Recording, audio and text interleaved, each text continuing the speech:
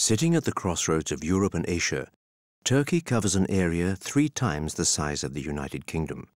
The 2 continents meet in the northwest of the country, at the site where Istanbul was built. The Black Sea's only outlet into the Mediterranean is controlled by the city. It's the Bosphorus.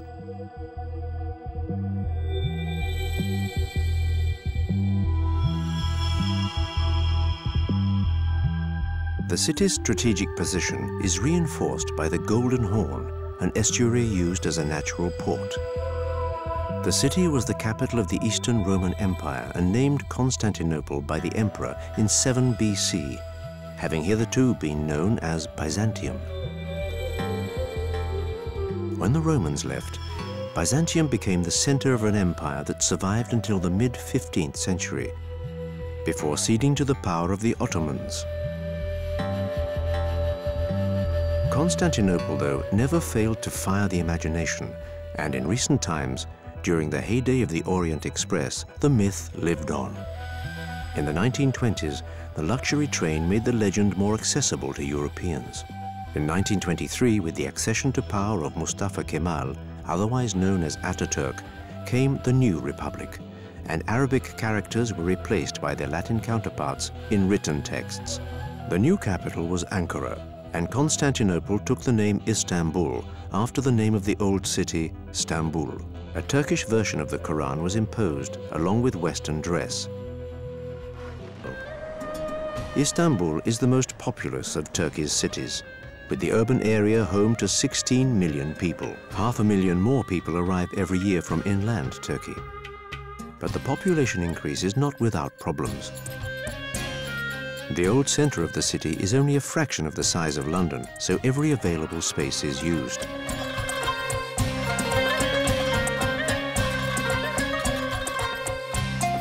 To escape the overcrowding, the middle classes built wooden houses along the Bosphorus, known as yalis. High-rise apartment blocks have also sprung up, a solution that now seems the answer to the city's burgeoning growth. The European shoreline can no longer contain Istanbul's expansion. Acting as valves, bridges facilitate the comings and goings. As a result, the Asian side is following the same pattern and growing as well. Along Baghdad Avenue, the world view is changing. The city bears testimony to a rich history, with Muslim architecture most prominent by its opulence and decoration. History still influences artistic creation and fuels intense cultural production.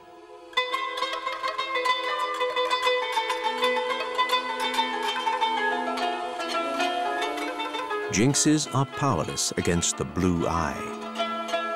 Thanks to the göz, misfortune is avoided. Ever since ancient times, the Bosphorus has been a congested shipping lane. For both imports and exports, Istanbul is the country's premier port and the most important in the Eastern Mediterranean.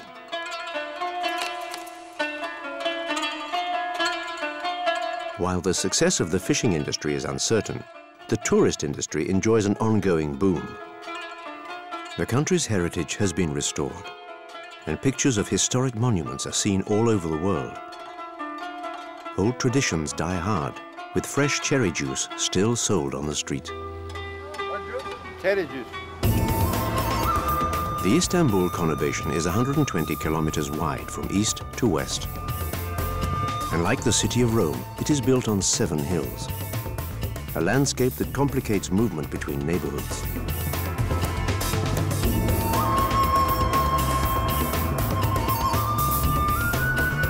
Istanbul is implementing a host of solutions to facilitate transport, using overground, underground, and air routes.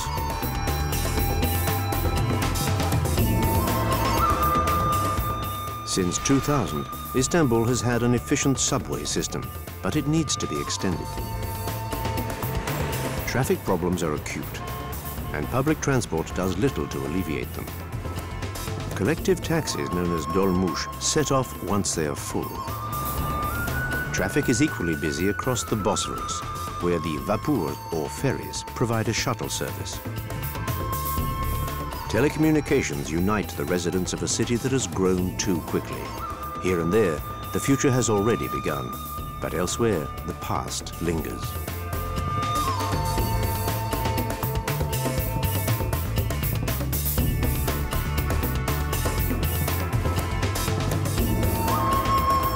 Istanbul makes light of time in bringing together cultures and continents. From its very early days, Istanbul was a strategic site and much sought after. Its deep waters allowing the passage and anchorage of large-capacity ships. Early occupants realized that they were vulnerable and built battlements to protect themselves. They were not enough, though, to ward off the Romans, who destroyed the city in the 2nd century AD.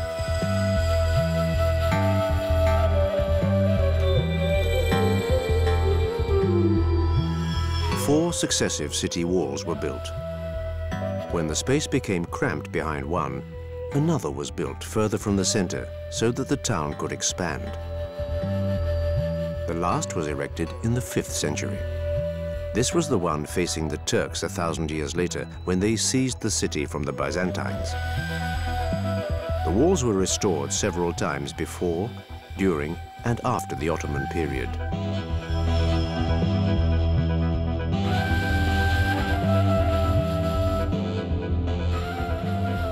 The battlements are part of daily life for Istanbul residents. Moats have been filled in and are now often used to grow vegetables, a godsend in a city where space is at a premium.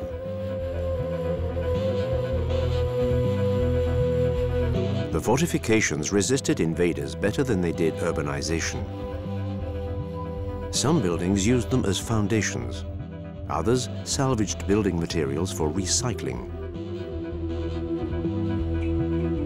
Large parts of the battlements disappeared at a time when there was a shortage of stone. In fact, the facades of Ottoman houses were made from wood, a material that does not always age well.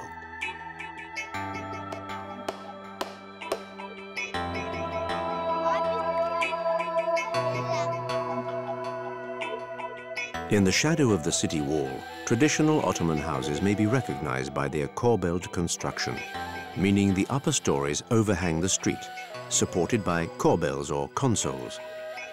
In this way, the interiors enjoy more space and more light.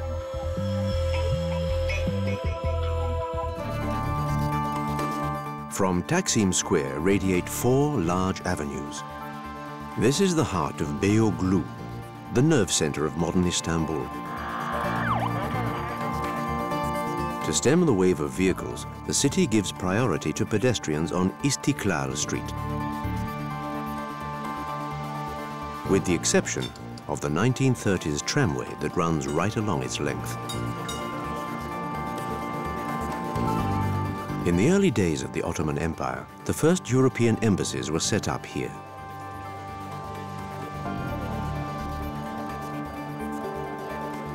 For sugar enthusiasts, Turkish specialities are a dream come true. A confectioner by the name of Achi Bekir came to Istanbul in the late 18th century. And his descendants have continued to expand his range of subtle sweets ever since. Sugar, marzipan, and pistachios reign supreme here. His greatest speciality, lokum, has been elevated to a work of art. It's made on the premises. Onde Çelayan. You couldn't describe lokum, Turkish Delight, as typically Turkish. It's really a traditional confection of the Middle East, for both Turks and Arabs alike. The recipe for lokum is part of the national heritage. Lokum is maybe 500 years old. It's a very old recipe. The present-day recipe dates back to the 18th century, when refined sugar started to become available.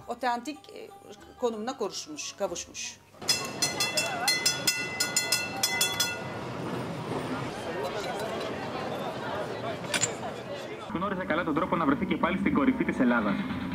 Οι αγώνες σταθμοί για τη φετινή χρονιά έπρεπε να κερδιθούν και ήταν αυτοί που έκαναν τη διαφορά σε σχέση με τους διώκτες των ερυθρόλεπτων. Although the city is modernizing, certain traditions are upheld as part of Turkey's national heritage.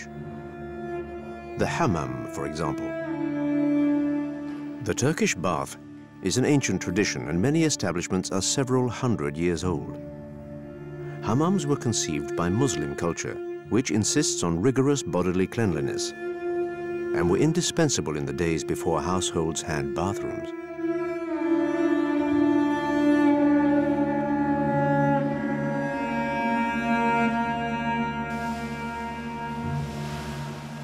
The treatment begins with methodical cleansing.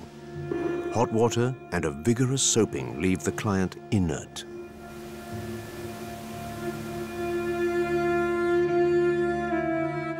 After a brief respite on the hot marble comes an energetic massage.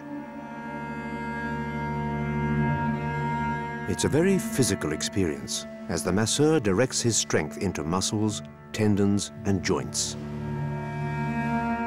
Expert fingers find all the sensitive points.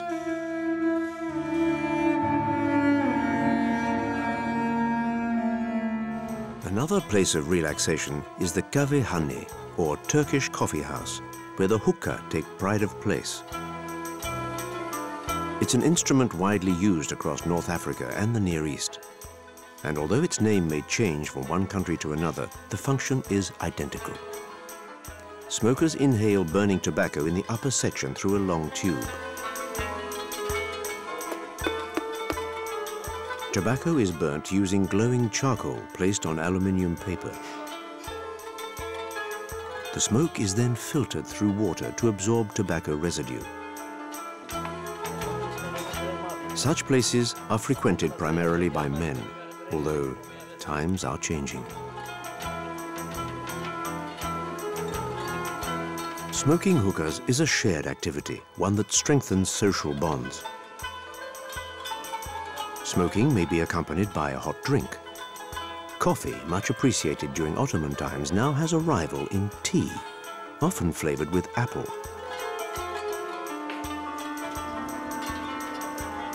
While tea is a refreshing beverage, butsa is a nourishing drink. Typically Turkish, butsa, made from the fermented cereal millet, forms a creamy liquid. It is usually enjoyed on cool evenings in a glass sprinkled with cinnamon.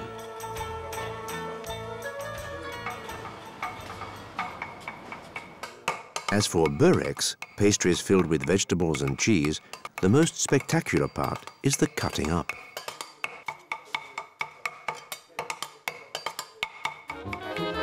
Shoeshine stalls abound, and they offer more than just a shoeshine. In expert hands, a shoe can even change color. The method consists in coating the shoe with dye before setting fire to it to fix the color. It's one way to get a dazzling bright new pair of shoes. Working wool and other textiles is also an old tradition in Turkey. A good carpet will last for a great many years, but repairs are sometimes called for. This is a job for specialized craftsmen. Turkish carpets can be split into two broad categories, woven and knotted. Although carpets are not made in Istanbul, this demonstration reveals the technique. The threads hanging vertically form the warp, while the horizontal fibers make up the weft and create the carpet's motifs. Threads are knotted in different ways before being shaved off to create the pile. A carpet made of fine silk may contain 1,000,000 knots per square meter, 20 times more than in a woolen carpet. Muçtat Ersavas. Here in Turkey, when we talk about a silk carpet, the whole thing is silk. The weft, warp, and knots are all made from silk. Patterns may be geometrical or floral, depending on the origin of the carpet. We are really very proud of this work. But what characterizes carpets made in Turkey? The most important thing for us are the nomad rugs. In other countries, where carpets are made by hand, they also have cotton on cotton, linen on cotton, or even cotton mixed with silk. But in Turkey, we have a variety of origins and some amazing patterns that can't be found anywhere else.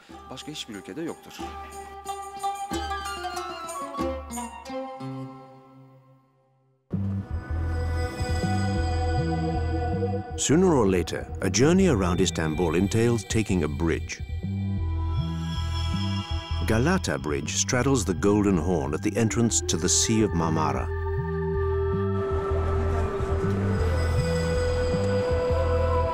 The strong current draws many fish beneath the edifice, to the delight of the fishermen.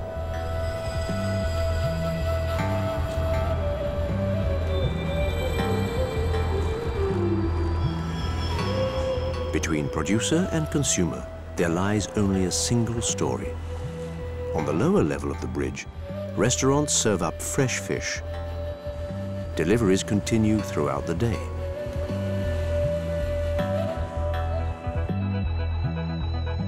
Galata Bridge leads to a tower bearing the same name, built by the Genoese in the mid-14th century. It dominates the area where the Republic of Genoa prospered independently. Beneath the foliage of the hill at Eyüp, a cafe dominates the Golden Horn, where traditional Turkish coffee is prepared.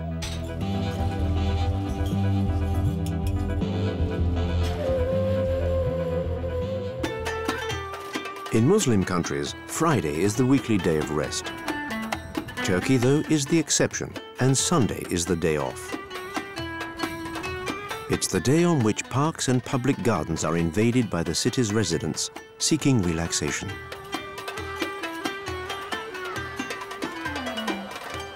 Far from the pollution, the bustle and the din of the city, families gather around barbecues.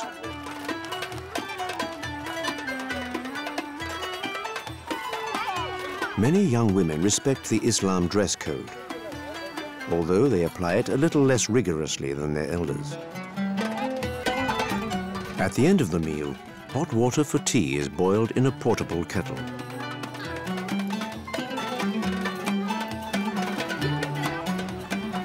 Turkish youngsters share the passions of children the world over. But the life of any boy belonging to a religious family is marked by an important event.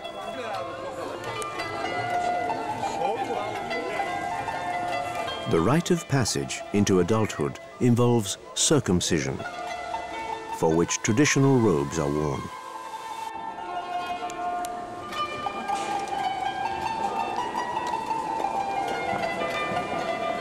Before the ceremony, the whole family makes their way to the Eyüp Mosque, where they meditate before the tomb of a companion of the Prophet.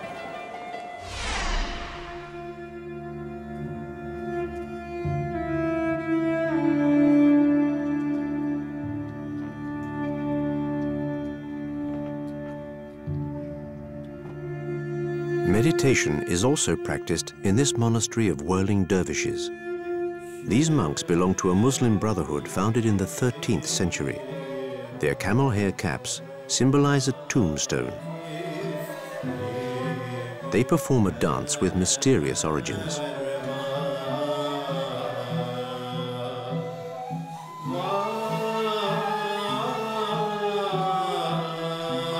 In the Semahane, the dance hall, the dervishes commemorate the death of their founding master, a theologian named Mevlana.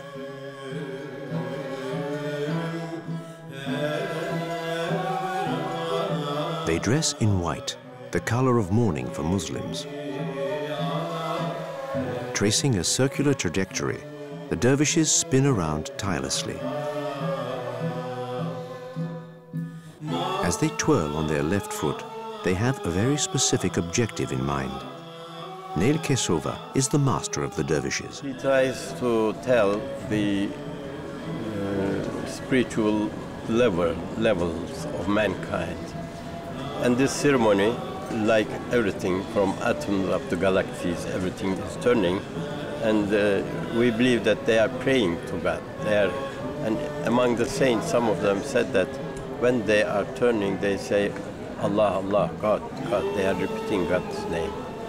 So here we join to this universal prayer of the creation, saying hardly, God, God, and turning.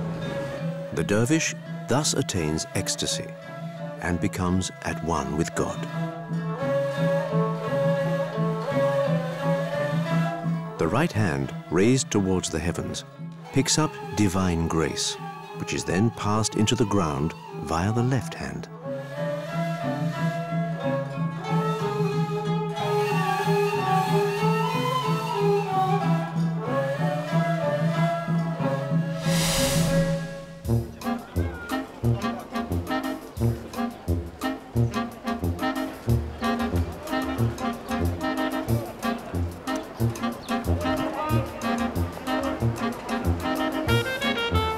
The Turks positively worship the pigeon, deemed to be a beneficial creature, and offer it food and protection.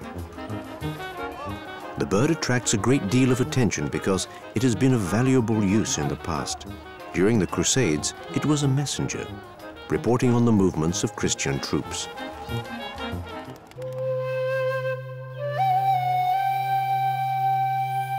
From the sky, the Sultan Ahmed Mosque impresses by its lightness. Up until the last century, it was the departure point for pilgrims on their way to Mecca.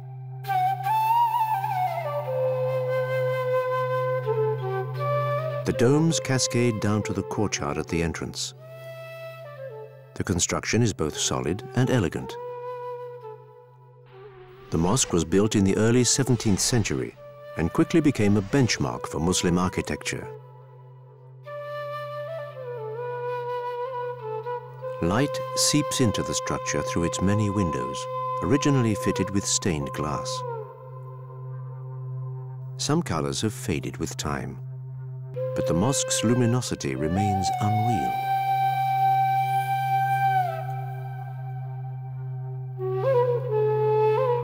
The very special light is accentuated by the choice of decorative materials and by the sense of harmony they create.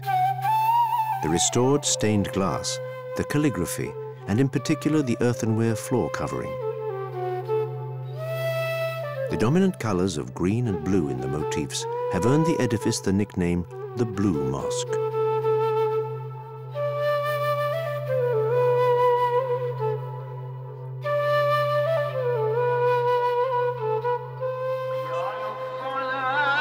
Building the Blue Mosque was a wager, an audacious challenge aimed at rivaling the Christian Basilica of St. Sophia, erected 100 years previously. Its minarets were added by the Ottomans, who transformed the Byzantine masterpiece into a mosque the very day they came to power. The basilica is now a museum. The sumptuous Byzantine mosaics on a golden background remain intact. They associate Christian images with Muslim symbols in a strange arrangement from which emerge the names of Allah and Muhammad. On the minbar stood the preacher during Muslim prayers, and the niche known as mihrab still indicates the direction of Mecca. The layout wanted by Muslims for their worship was gradually introduced and respected the structure of the building. An alabaster urn was used for the ablutions of the faithful. The mosaics have now been stripped of the coating applied to them in the 18th century. The covering, ordered by the Sultan himself, doubtless protected them from damage and the ravages of time.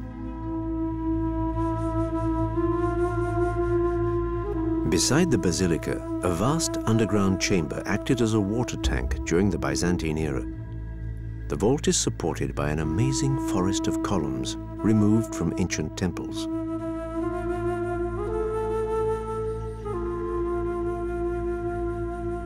Two upside-down heads of the monster Medusa were used to level up columns of different heights. In mythology, the eyes of Medusa turned enemies to stone. For 400 years, just alongside these places of worship, resided the Sultans in the palace of Topkapi. The building was erected a few years after the fall of Byzantium. Each sultan made a personal contribution, be it a library, a courtroom, or a garden pavilion.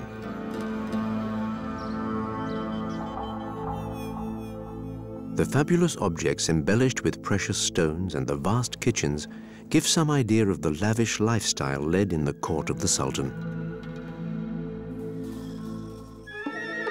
Jealously protected from prying gazes and intruders, the harem accommodated the Sultan's wives and concubines.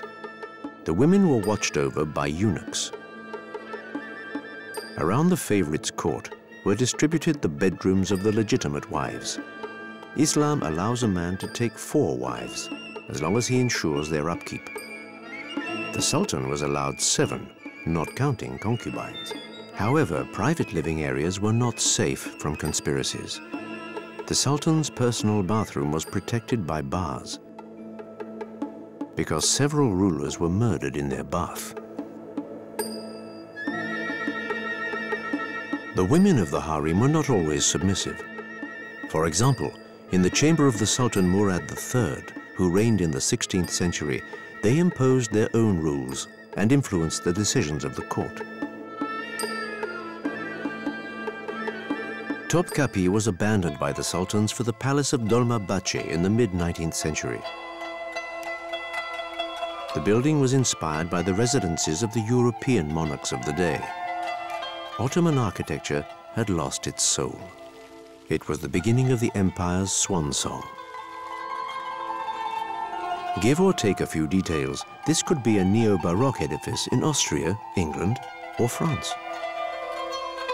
The interior gives the same impression, and for a very good reason. The decoration was undertaken by Europeans who didn't hold back on baccarat crystal and Bohemian furniture. But being Istanbul, the Sultan had to have his Hamam. The marble work wouldn't look out of place in the Chateau of Versailles. When the Republic was established, the palace became a presidential residence. Istanbul is about power and religion, but also trade. The Grand Bazaar covers an area 3 times larger than Dolmabahce and is the pride of merchants. Megidiere. Grand Bazaar, or the covered market, is said to be the oldest and the largest covered market in the world. It first established by the help of the Ottoman Sultans in order to create a safe place for the dealers, for the merchants, so that they could carry on their business. Some parts of the Grand Bazaar date back to the 9th century, but trade began in earnest after the Ottoman conquest. Fires and earthquakes failed to discourage the merchants, who worked within well-defined areas of activity. In times past, numerous spices and aromatic plants were imported, often from the Far East. Such was the case with tea, but the Turks now have their own plantations. On market stalls, products are sold according to shape, origin, and use.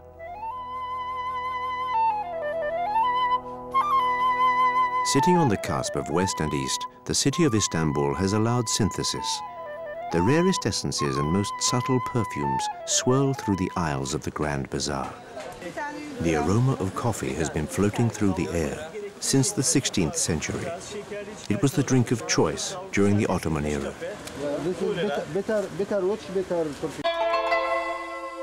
The juxtaposition of cultures has given rise to some original creations. Instead of setting religions against each other, the artist unites them in a single creative work. Symbols become mixed.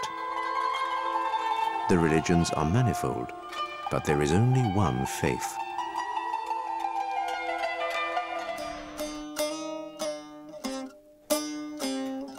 Islam forbids the depiction of Allah or any animated images. Consequently, artists took refuge in the abstract. Since they weren't forbidden to write Allah's name, painters and engravers learned calligraphy.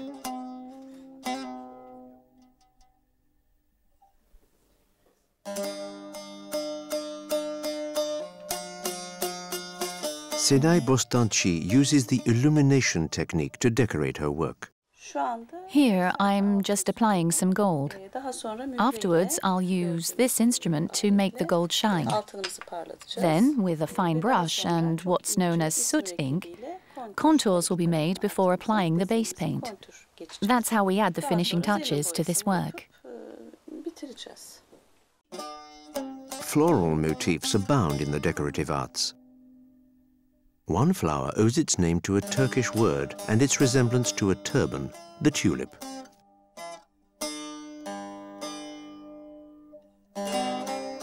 Artists use different oil paints floating in a basin of water. Unless acted upon, they don't mix.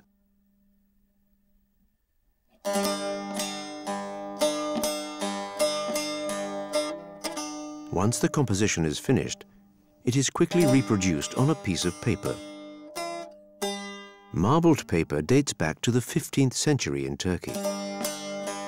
Colors originally came from natural pigments dispersed in resin.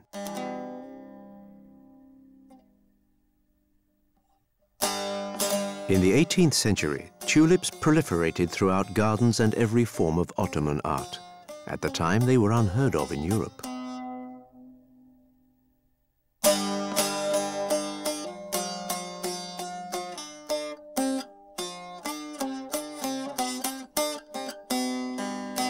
The flower became the symbol of a carefree and prosperous era. In Turkey's history books, it is referred to as the Age of Tulips. Heading north along the Bosphorus is the Megidiere Mosque, erected in an area formerly known as the Keys to the Bosphorus. Today, the Bosphorus Bridge is one of the keys to the gateway between Europe and Asia. Almost beneath the bridge is huddled a neighborhood called Ortaköy. With its relaxed atmosphere and second-hand booksellers, it is reminiscent of Paris's Latin Quarter.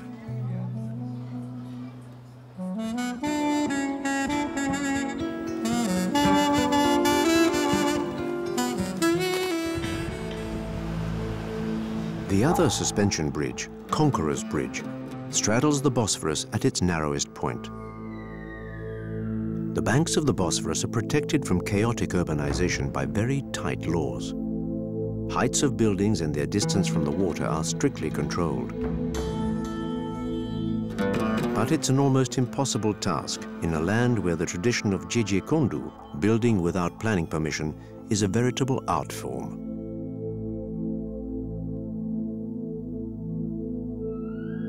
The game of hide and seek inspires dolphins and cormorants.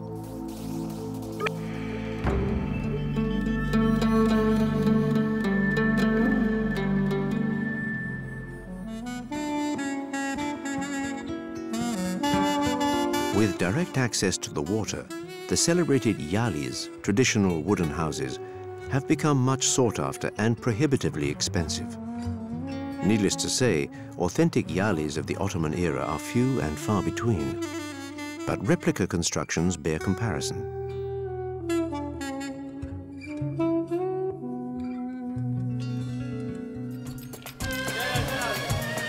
Today, the bustle of the streets is fueled primarily by the restaurant business. There's something for every taste with a wide variety of ingredients on offer. Mussels are eaten plain or stuffed. Gözleme is a large traditional pancake filled with meat, cheese, or spinach. It should be cooked over a wood fire. The ice cream man is a remarkable juggler and joker to boot.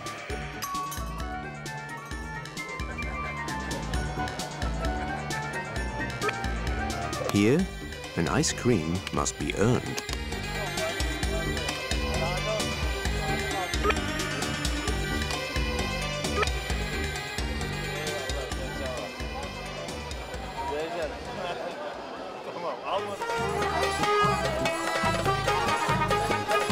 The method employed by salesmen to show off goods and secure their takings is a local speciality.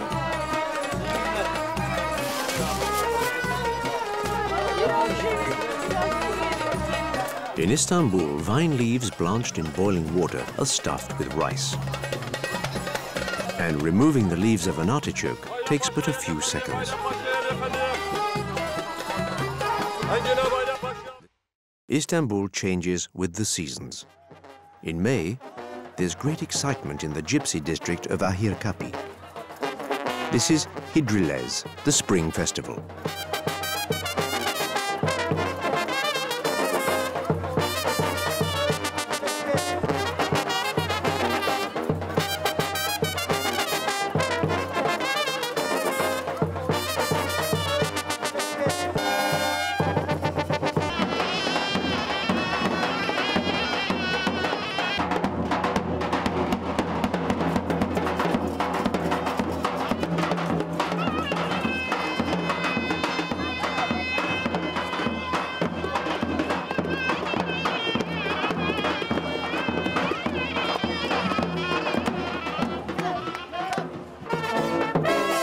The festival is a time to make one or several wishes, scribbled on a piece of paper. Wishes pronounced during Hidriles will be granted during the night. Success, health, love, anything is possible. Last-minute alterations can always be added, but once night has fallen, the die is cast. And to encourage fate, revelers party all night long.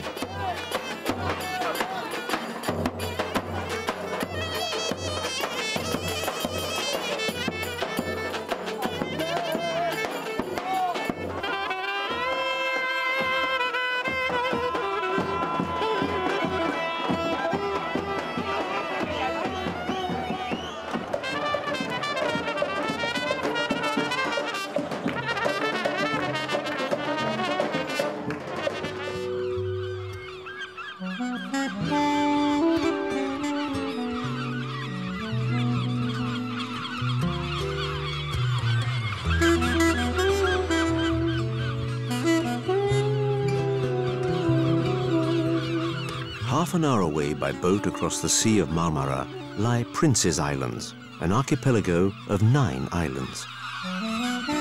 They owe their name to the Byzantine princes who vacationed there in holiday homes or under house arrest.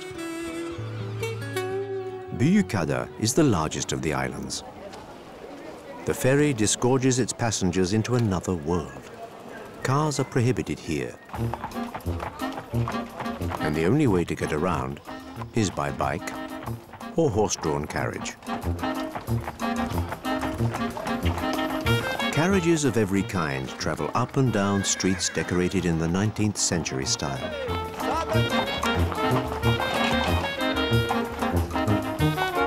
Istanbul's well-off families often own a second residence here. Many houses have been beautifully restored. They're built from wood due to the lack of stone.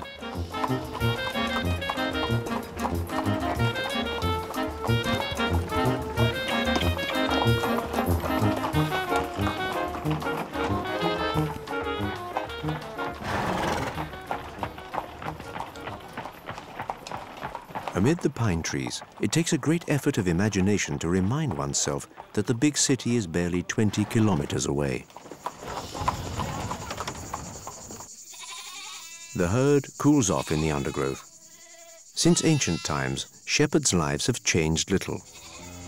Some scrubland and a few head of cattle are all they need to find happiness. Istanbul reaches out beyond the strait. It embraces 2 worlds, despite the maelstrom and upheavals of history. The city hangs by a thread, stretched between different communities. It is, though, a strong thread, one that binds together 2 close continents and 2 distant cultures.